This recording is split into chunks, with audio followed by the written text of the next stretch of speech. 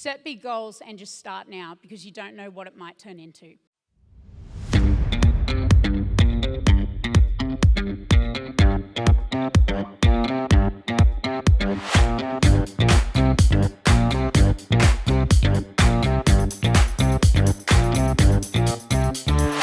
But running through all of these races, I've now completed 14 of these massive multi-stage ones.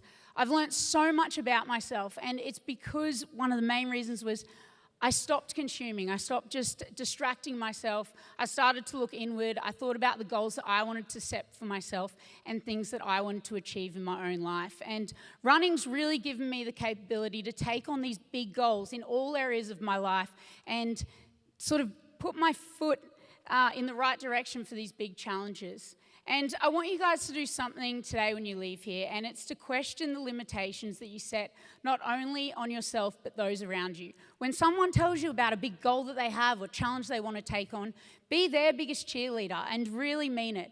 Set big goals and just start now because you don't know what it might turn into.